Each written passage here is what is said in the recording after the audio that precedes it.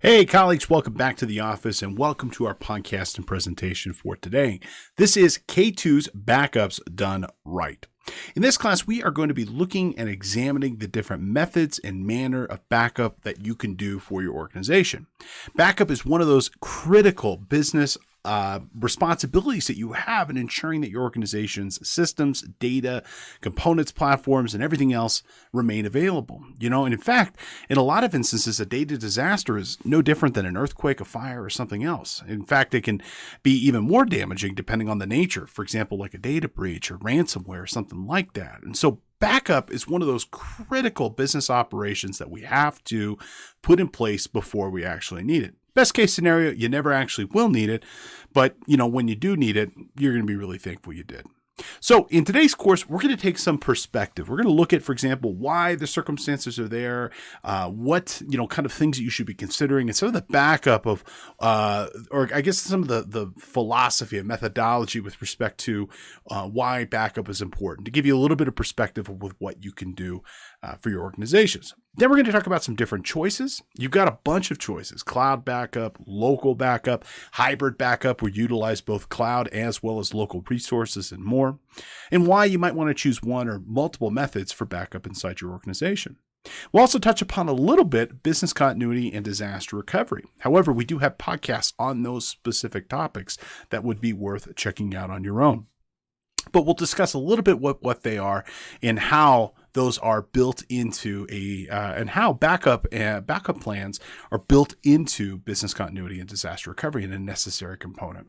Well, I hope today you'll leave with some pretty good ideas with what you could do for your organization, choosing between some different methodologies, technologies, solutions, and other things like that for your company and for your organization.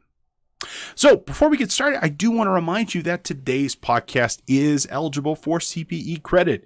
If you're a financial professional, CPA, and an EA, or some other type of business pro, guess what? You can get credits for listening to today's podcast. How cool is that? Head on over to cpetoday.com, use course code DBU1, take a short 5-question quiz, and you'll be well on your way to maintaining your license. It's fast, it's efficient, and it's easy. And besides this wonderful course, we have courses on hundreds of other topics ranging from tax, accounting, computer systems, Excel, and more. Everything you need to know to stay on top of your game as a financial pro.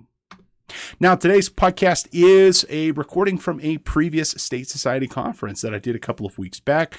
So we will be joining you at the end of our presentation today for our review questions. Until then, I hope you enjoy the show, and I hope you enjoyed today's content, and we'll see you right there at the end. So the first section that we want to talk about is getting some perspective on why backup is important, as well as some of the major critical components of backup that we should be familiar with. To give you some perspective of this, well, not every bit of data is valuable and not every type of file needs to be backed up, but there are things that are going to be important depending on what file it is and what that file represents to you. We have both personal backup as well as business backup. When we talk about personal backup, we're talking about our direct files, the stuff that is important directly to us. And this is often not business. It could be things such as our photographs, our files and documents, files that we use for archival purposes, our family documents, family histories. It could be some limited transactional and billing information, as well as legal and ownership stuff. For example, my tax returns are only valuable to me, but man, are they important for me to retain and hold on to, because in the event that I have an audit, which could occur years in the future, I want to make sure I have those items. As important as they are, I might be able to reproduce them, and the IRS most likely should have a copy of them, but it would still be good to have my own.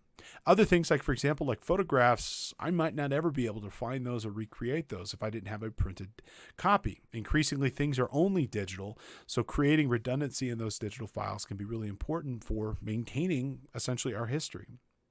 Now, on the business side of this, there's a lot of different things that we should be considering: databases, virtual machines, client data, source code, whatever it might end up being. Okay, you're totally responsible for this, whether directly or indirectly. Yes, you might have an IT service vendor who provides this functionality for you, but I would say that it's ultimately the responsibility of the organization to ensure that their data is properly backed up and secured. I would tell you, you should never pass the buck and that you should ask good questions and build your plan because it's in the best interest of your company. There's a lot of different techniques and things to consider, like how many versions to keep, the last 3 versions, the last 5 versions of a spreadsheet, our volume shadow copies there for, does that count as a backup? There's different things to talk about. Now, in terms of business backup, I would say, again, you're responsible. You should have it be automated. It should be in multiple places, including offline as needed. And you should be able to implement this as a component of your business continuity disaster recovery plans. Backup should never require the individual to actually do it themselves, because guess what?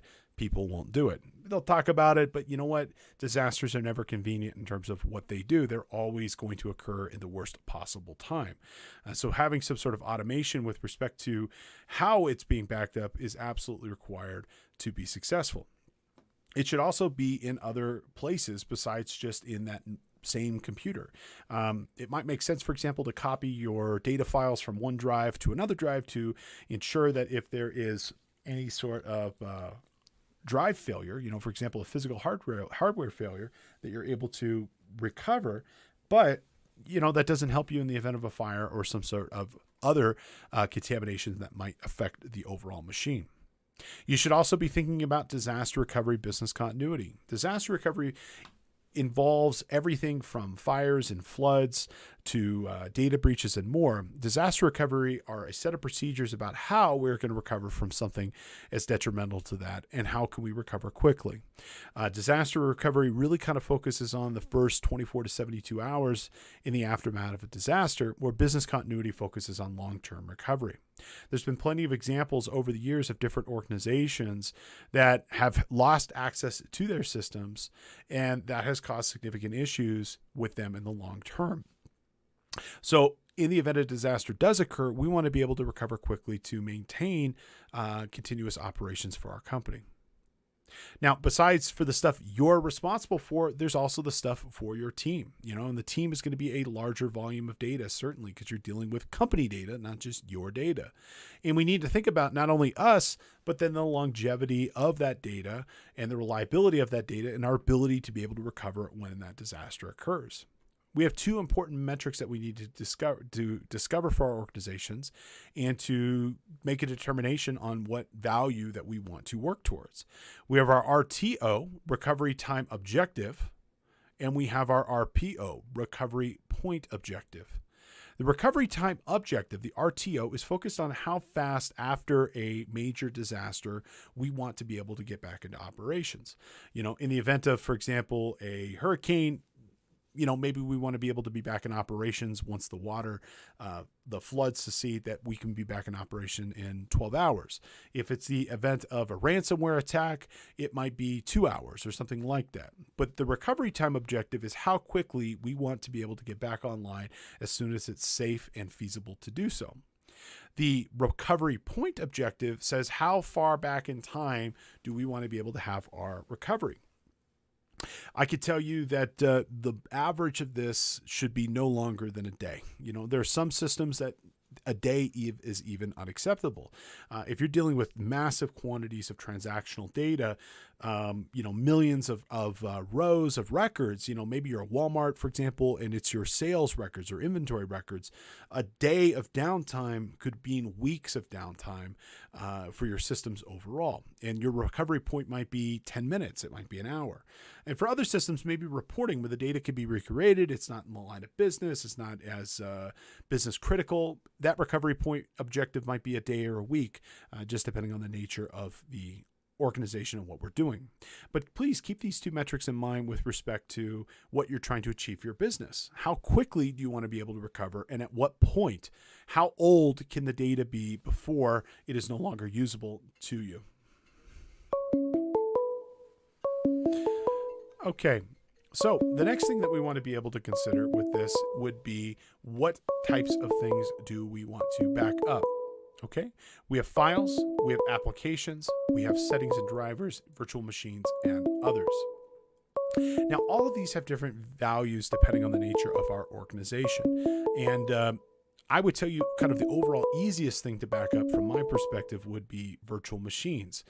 The reason being, with a virtual machine, which is a machine just running inside of our operating system, the reason it's easy is that essentially that whole machine is represented as a single file, and we could back up that single file very quickly and easily.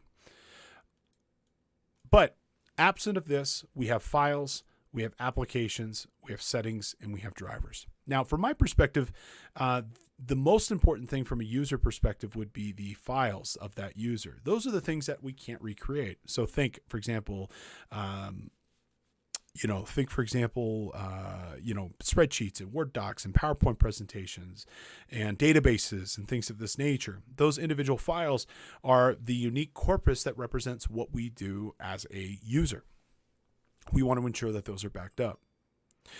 We also have applications. Generally, I don't really recommend backing up applications. If anything, I would tell you to back up the installables of the application. So the ISO files, the executables that install, but increasingly most applications we get from downloading from the web, and having an installable version of something 5 years ago isn't as relevant as the downloadable version we get today. Exceptions would be, for example, legacy applications, which might be very hard to recover from. In those cases, yes, you might want to get it. We'd also want to consider our settings and our drivers for things.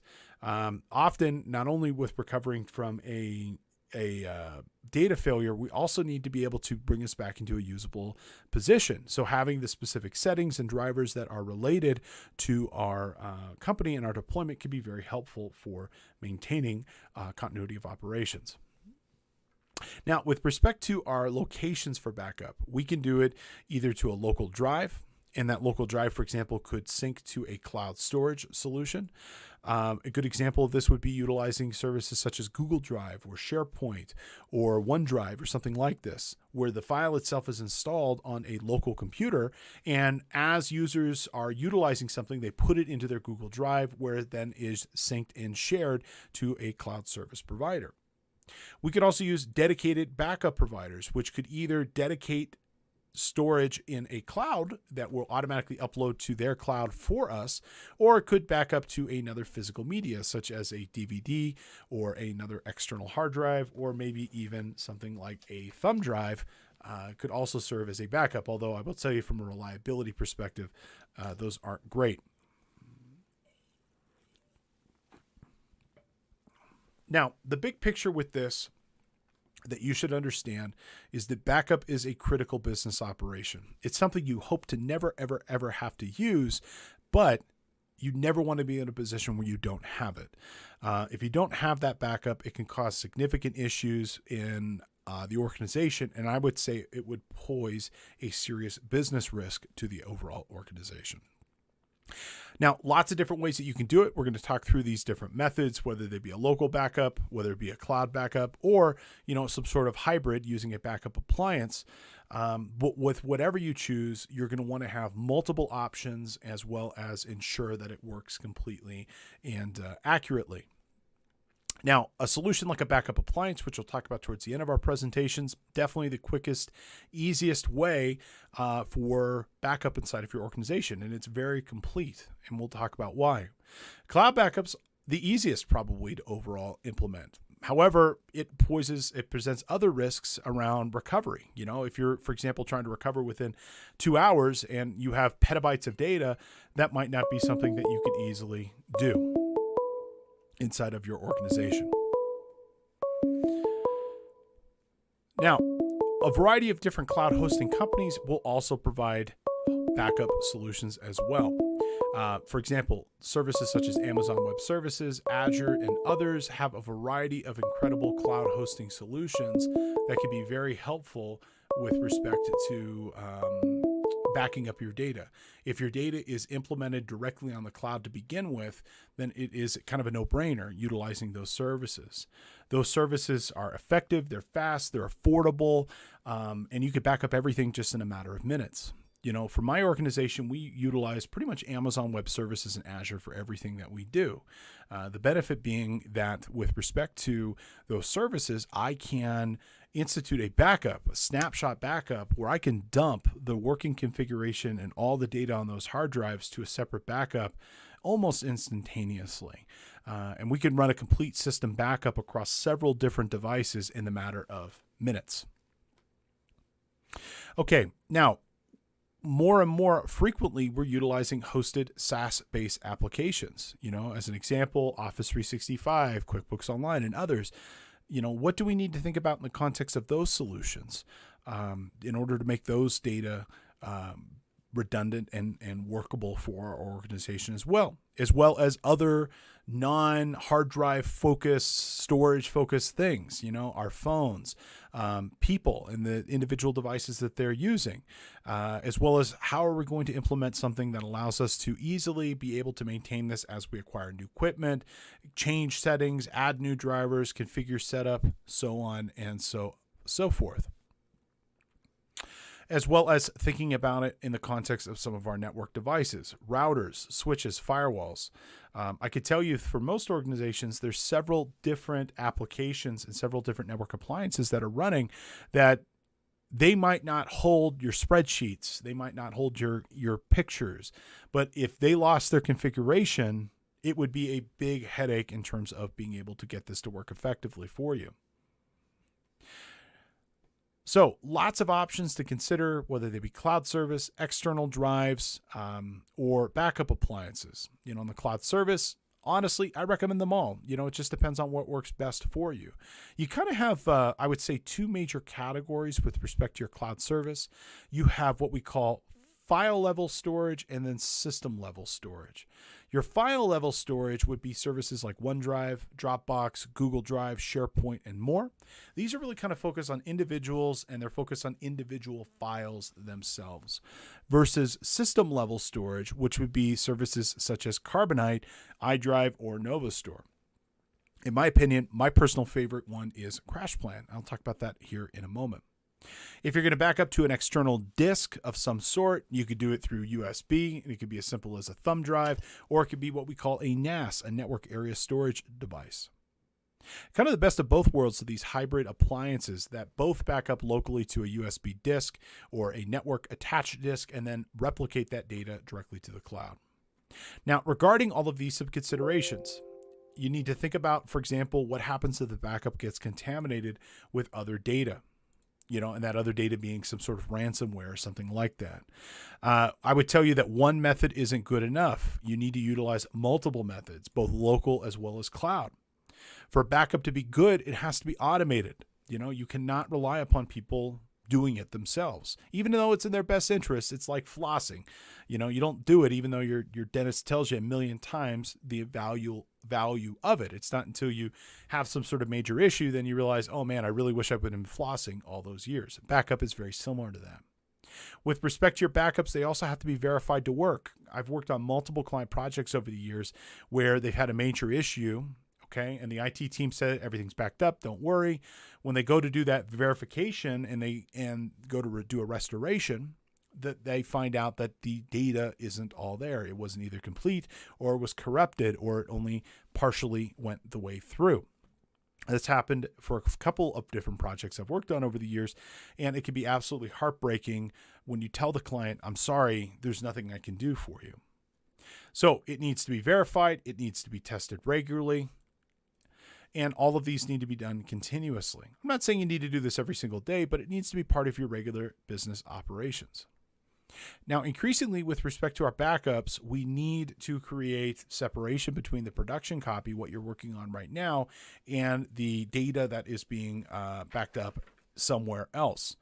The reason being is that increasingly we're seeing malware affect backups, and this is happening more and more regularly. The malware, if it gets into the system, can easily affect the backup, corrupting it, making it unusable, thereby forcing you to pay whatever that ransom might be.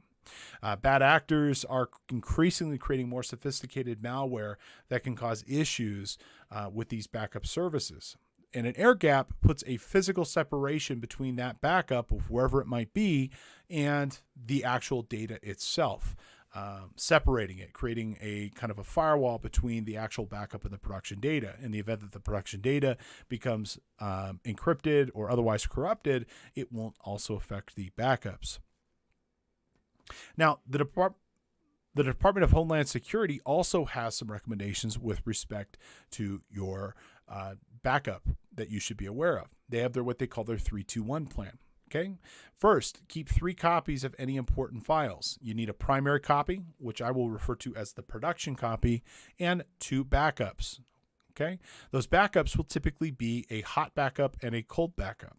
Those 2 different backups should be stored on 2 different media types or at least in 2 different service providers to prevent a concentration risk and 2 different hazards. The hot backup, for example, can often be stored on a USB disk or a network attached storage device of some sort that will attach to your network that you will use for restoration. In the event of a quick failure, you can do a quick restoration. And the nice thing about these hot backups is that because you're not transmitting data over the internet, it's usually pretty quick to restore. The bad thing about them is what happens if the production copy and the hot copy are in the same place, like if they're in the same building and the building burns down. Well, you put all your eggs in that one basket, and then that is no longer there. With the cold copy, that is going to be located up typically in a cloud-based internet service provider, maybe like Amazon Web Services or others. In the event that the building burns down with the production copy and the hot copy in there, it might take a little bit more time to get access to that cold copy up in the cloud, but you'll still be able to restore from it. And at least one of these, as I mentioned, should be stored off-site, outside of your home or office, typically in the cloud, but it could also be like you rotate between disks, moving them. Maybe you take a hard disk home once a week or once a day and rotate through those disks, but you just generally want to put them in multiple different places. So what are some things that we should be backing up? And what are some different methods that we should be backing up? It's going to vary depending on who you are and what you're doing. I would tell you select files and folders. I always back up my OneDrive and my SharePoint files as well as all my teaching records. I would tell you, for example, doing a full disk image can be really effective for virtual machines. It's not so effective for other types of devices as it can be very difficult to back them up. The nice thing is a lot of services like browsers and email, well, I don't really need to think about my bookmarks and other stuff because they're automatically retained by Microsoft and Google in Edge and Chrome. They back them up automatically. Likewise with my email, it's backed up in Google and backed up in Office 365. I don't need to worry about that any longer. You might want to think about your drivers and settings. I personally don't do this from my personal computer, but I absolutely do it for my servers and any of my client networks. You could do backups of your social networks. You can take your data out of Google. You can take your data out of Facebook and be able to utilize this data in other places, which is quite useful if you're trying to create redundancy with some of these cloud providers. Google, for example, if you go to google.com/takeout, you can actually download a full copy of your organizational data and your user profile from Google. So let's go ahead and take a quick look at this. So if I go to takeout.google.com or google.com/takeout, from here, I can actually download a full copy of this Google account. And these are all the various Google products that are supported by this. I can download all of my Chrome data, contacts. I can download my Drive information. I can download, for example, my photos and Google Photos, Google Play transactions, groups, Hangouts, and more. And if I scroll down here, okay, I can even tell it how often I want to get it, whether it should be, for example, a single backup, or if I want to back this up every couple of months. And so in this particular instance, if I select that second option there, export every 2 months for a year, every 2 months, I'm going to have a Google backup of my account in the event that I run into some sort of issue with Google. I now have at least a copy of my data, my photos, and other components that go along with it. And I periodically do this as well. You could also choose the file format as well as what size of file you would like. Other social networks will let you do this as well. If we look at Facebook as an example, there is a option to be able to download your Facebook information, including all the photos that you've been tagged in, that you've uploaded, copies of your posts. So if you ever want to like maybe get rid of your Facebook account, but at least have a copy of all the pictures you've uploaded through the years, this would be the way to do it. But I find this to be quite nice that they at least provide these services for you to be able to take your data out. Although, admittedly, they didn't do this out of the kindness of their heart. They were forced to with GDPR, General Data Protection Regulations of the European Union. And increasingly, we need to back up our mobile devices. As I always like to say, my phone is not a phone. It is a tiny computer that can make and receive phone calls. As such, it needs proper backup as well. In the case of my mobile device, a lot of my pictures are on my phone. And so I use services like Google Photos. I also utilize Apple's iCloud to create backup there as well. Now, you have a couple of options with respect to how you're going to conduct your backup. And we're going to talk through some of the major aspects of this now. You can either straight up just use a cloud-based resource, and that's a great option if you just need a quick and dirty approach for backing up your data. It's maybe not as complete. You maybe are creating a concentration risk, putting all your data in either OneDrive or in Google Drive or in Carbonite or something like that, but it's better than nothing. And in 2021, I really have no hesitation recommending this as the primary storage method for a vast majority of users. However, the big risk is, hey, if that cloud service provider has a ton of data, it might take a long time to download that data. As such, you might want to consider other methods like backing up to an external disk drive. Benefit there, it's local. In the event that you need to do a restoration, you're not having to download vast quantities of data on the internet. The overall best approach is a hybrid approach where you use a dedicated server, which we refer to as a backup appliance, that your local computers back up to, and then it backs itself up to a cloud of some sort. Now, for cloud storage, lots of different options you could choose to use. They fall into two major categories: synchronization services as well as backup services. Now, a synchronization service is a file level system. In this event, whether you're using Google Drive, OneDrive, Box, Dropbox, ShareFile, SharePoint, or something else, what these services essentially do is they will back up specified files on your computer in what is in the Google Drive or the OneDrive or the Dropbox folder. They will then sync those files to the service provider's cloud, whether it be Microsoft, Google, Dropbox, or others. And then it will also push that file down to the other services that you might be using. So if you have other devices, mobile phones, tablets, other computers, it will create a copy of those on those devices as well. Now, the added benefit of this is you can start a spreadsheet on your desktop computer at your office and then go home and finish it on that computer over there. And it's a great way of being able to gain cloud access to your data without really a lot of heavy oversight for what you do. Now, on the other hand, you have backup services. These are system level services, and these system level services allow you to be able to back up not only individual files, but really all the other configuration that goes along with it as well. Now, there are some major services that support this. For example, Carbonite is probably the overall biggest in this space. There's NovaStore as well. There's Metallic that you can consider. A particular plan that I like is called CrashPlan.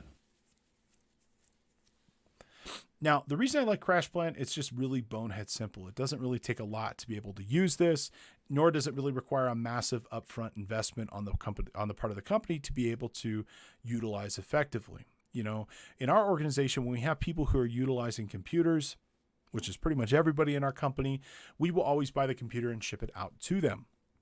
And that computer will always come pre-configured with some certain company provided software as well as cloud backup software as well.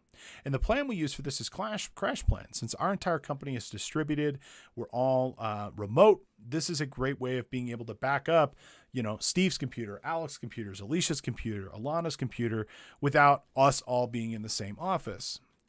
Very simple and very affordable. It's only $10 per user per month for unlimited storage. And with this, we can install this on their particular computer. It will retain the data and it will continuously back up. As files are modified on their individual computers, those file changes are written up to up to either Carbonite, if you're using Carbonite, or in my case, CrashPlan, and retained on that service. In the event that that computer is lost or stolen, at least we will be able to recover the data and be able to pick up and move forward. It's also got really good ransomware protection and malware protection, and it does a lot of the services that I'm recommending with respect to separation between the production copy and the hot copy for like air gap purposes. But there are lots of different services that you can consider here. Honestly, any one of them are going to work out very well for you. Just kind of taking a look at some of these cloud-based backup providers. You know, you've got, for example, Acronis, A Drive, Backblaze, Carbonite, iDrive. All of these are going to be really good. Now, if you don't want to go with a full file level storage, again, you could probably be, a full system level backup plan. You'd probably be okay for most instances utilizing file sharing and syncing services like Google and OneDrive and Box and other services like this.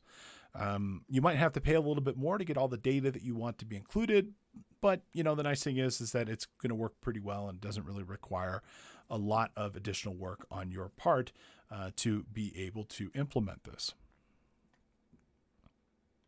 Now, why should you consider the cloud for the backup? Well, cloud is easy, it's effective, and from the end user's perspective, like the company perspective, it's essentially unlimited storage, it's fast, and it's cheap.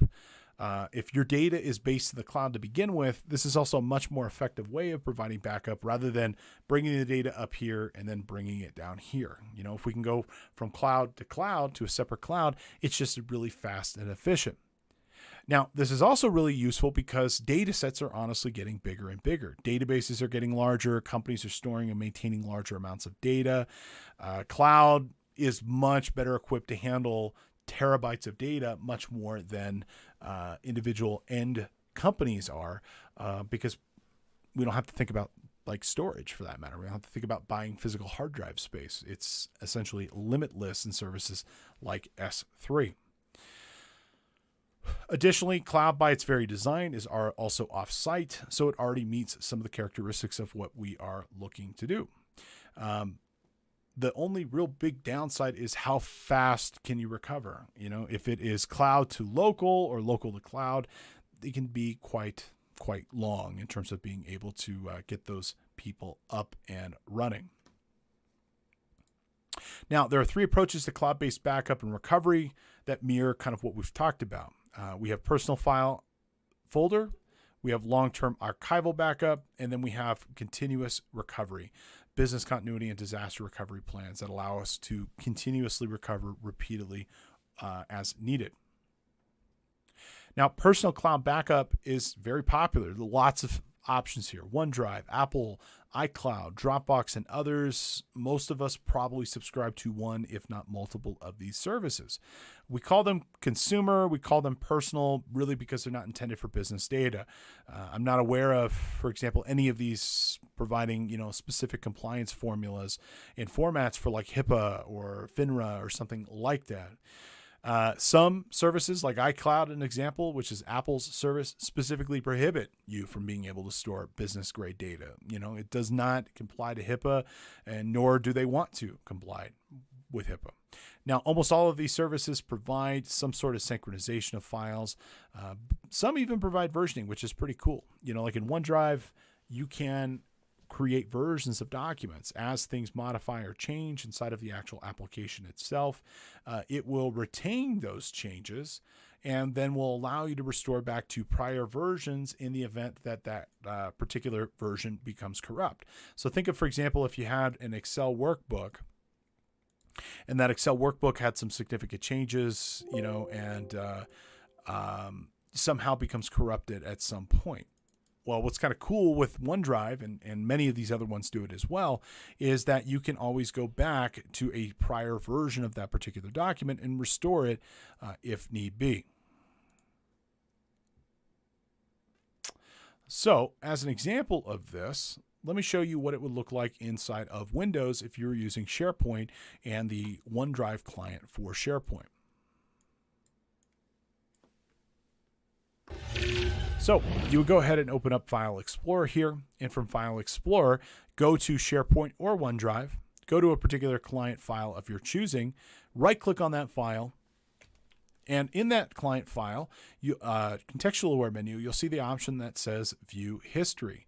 And if you click that View History, it's going to pop up and it's going to show you a history of that particular file and as that file changed. So if we browse through here, we can see that Johnny Demo created this file and then it was modified over time. Okay, and we can even see who made those particular changes. So it could be from Johnny Demo to Alicia, so on and so forth. And at any point, going back 90 days or so, we can choose to restore that file to exactly where it was. That's right built into SharePoint and built right into OneDrive.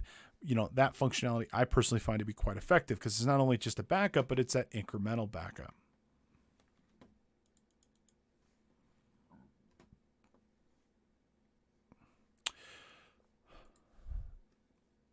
So as you're kind of working through this, you need to think about how much data you have, how much diversity between the different data. Is it mostly video? Is it mostly text? Is it spreadsheets?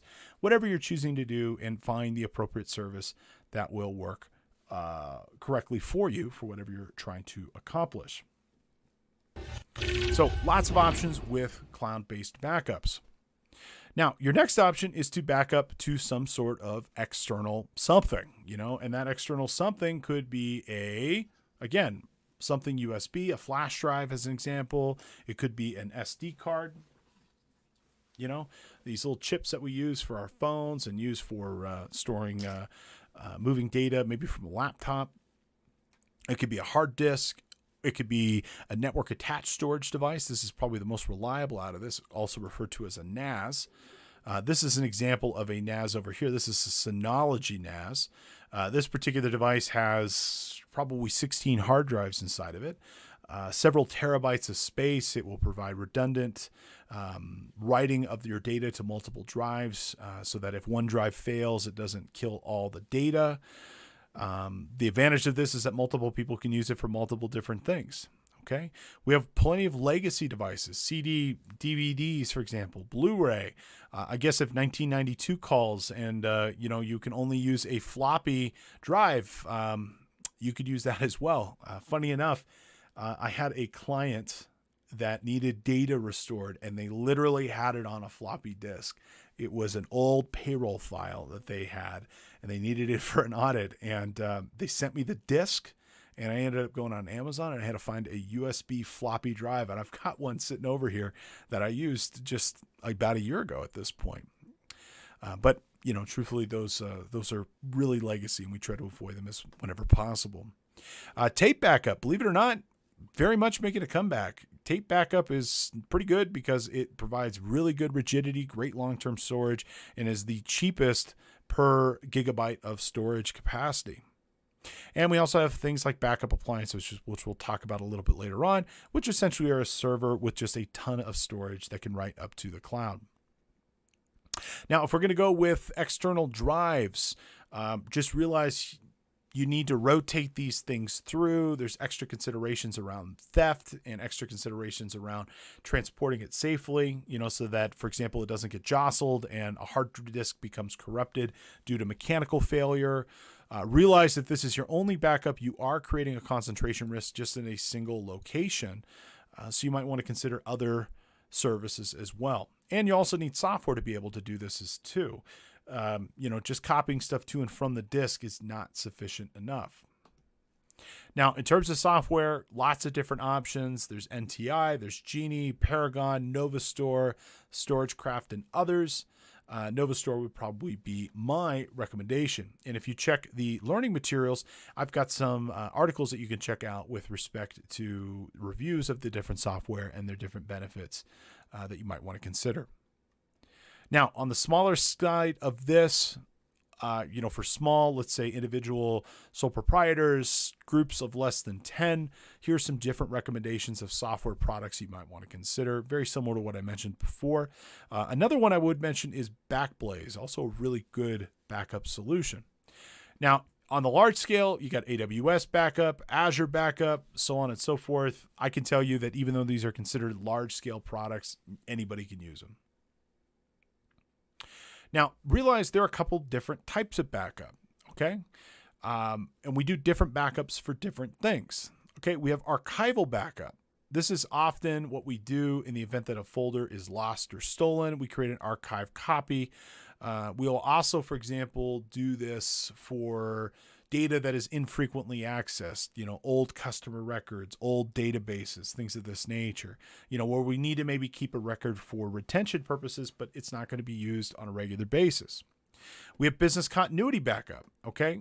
The business continuity backup is there to restore our most critical business data quickly to stay alive. Okay. We also have disaster recovery backup. This is the long-term restoration of our business as usual before a catastrophic event occurred. So, think of right before the floodwater occurs, that's going to be that backup to bring us long-term into a position of being whole. Okay, some important things that you're going to need to think through with respect to your backup concepts of this. Deduplication. Most of us, myself included, I'm guilty of this. I have a tremendous amount of duplicate data, and I'm sorry. I mean, it just inevitably happens, especially with pictures. But there are services that you're going to want to run on your side to find duplicates and remove them before they make it into the mainstream use of your software, because you certainly don't want to have 20 copies of the same thing. It just eats up space and costs you more money. There's this idea of copying data versus imaging data, taking a bit for bit backup of a hard disk versus just copying specific folders. It just depends on what you're looking for. You could do differential as well as incremental change, looking at the changes between the state of the hard disk. So you take a base image and let's say that particular file doesn't change the next time. Well, if you do a differential or an incremental backup, you only move the changed files and you can restore back as long as you've got a complete backup at some point. As well as versioning, essentially the ability to be able to get the different versions as these files change that might deal around with individual corrupted files or something like that. Now, in the material here, we go into specific examples of what it means, for example, to do archival backup, what this means, for example, to copy your files and to create backups that are just for long-term retention that are worth taking a look at, as well as how to do business continuity and disaster recovery backup. And really with disaster recovery and business continuity backup, this is like worst case scenario where we're, in a position where the business has a going concern of being able to stay afloat. And this is about bringing our business back into a position of being able to operate as quickly as possible. So definitely check those out to understand some of the specifics around those specific types of backup. Now, I want to talk for a little bit on backup appliances. And this is a need that not only is useful for larger businesses, but I think is growing for small and medium businesses as well. Now, backup appliances are fantastic. They're a dedicated hardware that you can implement inside your organization, either at a server level or at a like a dedicated actual physical piece of equipment, like a NAS, a network area storage device, that will provide backup to servers as well as your groups of users. And the reason these are great is that they are dedicated. So they are built for one purpose and one purpose only, which is to retain data for your companies. In my opinion, overall, besides the only downside of this is just the acquisition costs. They're not cheap. They are the easiest and the most reliable form of disk-to-disk backup. And when you pair it with a backup service like AWS or Azure, it just works really well and I think provides the best overall redundancy to the company. Now, a disk-to-disk appliance backup is like a backup to external drive method, except it's much more automated and will work systematically for the organization. The appliance is typically a customized, intelligent box that contains a specific operating system, usually a Linux-based operating system, and software that will automatically back up the servers inside your company as well as specified desktop users. So it could back up Steve's device, it could back up Janet's device, it could back up Ashley's device, so on and so forth. Okay. And then these devices, rather than the actual servers themselves or the individual users themselves, will then replicate that data to some sort of cloud storage for business continuity and disaster recovery purposes. Now, what do these things look like? Well, they look like computers. They look like disk drives. They look like literally everything else you probably have ever seen in a data center or in a rack of computer equipment. It's just they're designed to form and fill a very specialized function. They're different in the sense that they don't operate the same way that your computer operates, but they still are filled with, microprocessors and disk drives and network equipment and stuff like that. They could be located inside of your local area network or in your wide area network. Changes are typically continuously being backed up to them.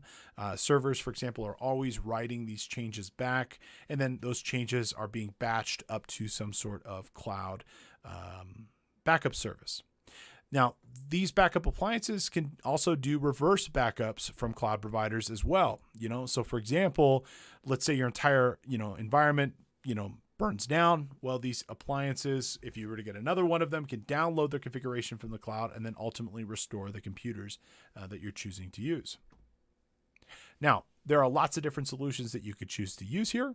Some of the major ones would be Barracuda Backup, NetRescue, Quantum, Stonefly, Unitrends. They're really good. Any of these solutions, even Datto is really good as well. Barracuda is probably the most popular out of the group. Our own Randy Johnston and his company NMGI Network Management Group even has their product, which is called NetRescue. This is a backup appliance that you can use that will do your local storage as well as file and server restoration. It will do the imaging for you. You can do incremental backups as frequently as 15 minutes. And you can even restore it to a different location in the event of a major critical outage. Pretty reasonably priced, and I definitely recommend you reach out to Randy if you have some questions on that or if you're looking for a solution that would work for your organization. So overall, these solutions provide the best long-term storage for your data, and they provide the best resiliency. And in a lot of ways, I'm not going to say they're set it and forget it, but they are designed to work pretty autonomously. Now, additionally, these applications can also replicate to the cloud. There's obviously different fees that might apply for this, but I can tell you as much as possible in today's environment, unless you've got really specific criteria for operating locally, cloud really is the option now. I mean, I would say it used to be the exception to the rule that you were always local, except, for a couple of organizations. Now, I mean, it really does stick out like a sore thumb when you have an organization that is solely locally based. I mean, if you can get the economies of scale to really kind of justify the investment of a lot of this hardware and software for your local environment, in my opinion, it's a lot cheaper and more reliable and more effective and less prone to disaster when utilizing cloud services natively. And a lot of these solutions will natively restore to the cloud too. So in the event of you can't acquire equipment, can't acquire servers in the event of a disaster, well, rather than try to restore to hardware that isn't going to work anymore, you can actually restore it directly to, an AWS or an Azure or a managed service provider like a Centrum or a NACE Cloud Hosting or something else like that. Okay, let's go ahead and bring our presentation to a close here, and let's have some parting thoughts and some summary. Okay, well, I want you to remember is that backup is a core functionality of your organization. It is as business critical as payroll, and that if your organization loses its ability to be able to operate and access its data, it can present a serious business continuity risk to the organization. The backup cycle and the business cycle need to be coordinated. So that you're working in lockstep with each other. For example, an accounting firm needs to recover its tax file on a specific day for up to a year or more, depending on the complexity of that tax file. And that, you might need several different versions of that depending on where that file was in its steps of preparation. If an accounting file is backed up every month, you might need to get a copy, but it might not be the version that you might want. And so you might need redundancy in the actual files that you're working with, kept over a variety of years so that you can compare, for example, working copies to finished copies and vice versa. Okay. While we've talked a lot about redundancy, realize that the complexity of ransomware and other malicious actors and other malicious software is continuing to grow. We need to be very, I would say, redundant and very strict with respect to how our backup operates, because this software is becoming so much more complex and sophisticated, and we don't know what we don't know yet. And there could be a chance in the very near future that this software will continue to grow, and that we might even need a whole new methodology for implementing backup effectively inside of our organization. Cloud backup begins with the personal solutions like Dropbox, Google Drive, and more to help us back up either our individual files or a small group of files for our organization. Okay, and we need this for our personal stuff. We also can consider system-level backup services like Carbonite or CrashPlan as a great alternative for offsite employees, small organizations, as well as our personal computers if we choose to back them up. No matter what we choose, we want redundancy. Remember that 3-2-1 method. You need 3 copies of the data in 2 places, and at least one of those copies must be off-site. We have lots of great options for synchronization of our data too. Remember, those OneDrive and Google Drives not only provide a great backup solution, but they also provide great synchronization between different devices that we have, allowing us to start a spreadsheet on one and finish it on another as needed. Overall, cloud backups have become faster and more reliable. Recovery time can still be something that we need to focus on. So I don't recommend putting all your eggs in one basket, but it should be a big component of your resolution and steps for resolving something like a business continuity issue or disaster recovery.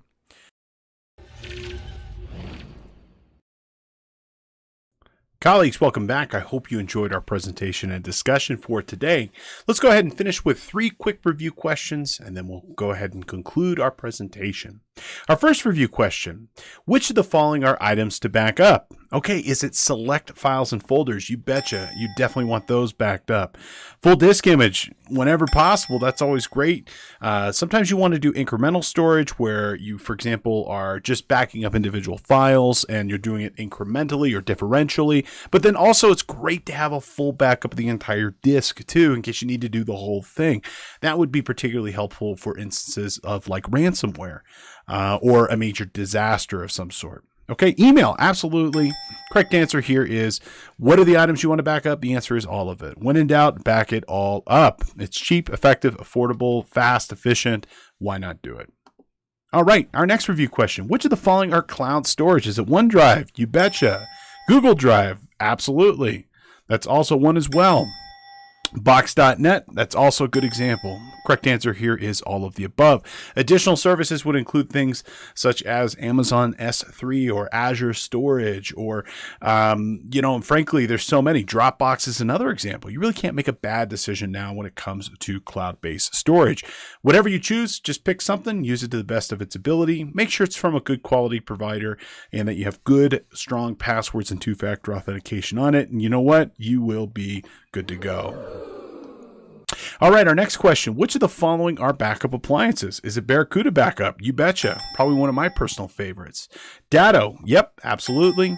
And we also have NMGI's NetRescue, which is also a fabulous hybrid backup solution as well. So the correct answer here, again, is all of the above. Well, today we had an action-packed day looking at all different types of backup services. We looked at, for example, the different methods and some of the differences and similarities between them that you might want to consider. We looked at some of the, for example, common deficiencies where people sometimes will make mistakes that will come back to haunt them in the future, and what we could do to avoid those mistakes happening to you. We talked about the difference between RPO and RTO and how to categorize certain backup priorities, as well as how to create an implementation plan for your business. If this topic is of interest to you, I'd recommend that you check out the CPE Today podcast and the series that's on disasters, data disasters, business continuity, disaster recovery, and all the above, because I think you'll find that a lot of the topics that we talked here can really be put to use inside all different types of businesses, and that series goes into depth on everything you need to know to how to recover from a disaster. Now, before I let you go, I do want to remind you that our course is available for credit if you are a financial professional, and I hope you are. Remember, you can get credits for listening or watching podcasts. It's super simple. Head on over to cpetoday.com, take a 5-question quiz. You'll earn a credit, and you'll be well on your way to keeping your license. Besides our podcast, we have courses in all different sorts of categories, from accounting to audit to Excel and business productivity and professional development and more. There really is something for everybody. So again, check out cpetoday.com. If you like our material, please consider connecting with us on social media. You can find us on YouTube, Twitter, Facebook, Instagram, and more. We'd love for you to leave a comment, and if you subscribe, you can get notified when new courses are being released. So, and as always, you can subscribe on the platform of your choosing and get our content as soon as it is released on demand. You're always welcome to watch us live, which is most days of the week, Tuesdays, or most weeks, Tuesdays and Fridays at 11 a.m. Pacific. But if you would like to listen in the car, great, go ahead and do so. Apple Podcasts, Spotify, Google, SoundCloud, and others, wherever you happen to get your content, you can find us there. It is always a pleasure being with you, and I look forward to seeing you back in the office the next time around. Thank you, good luck, and best wishes.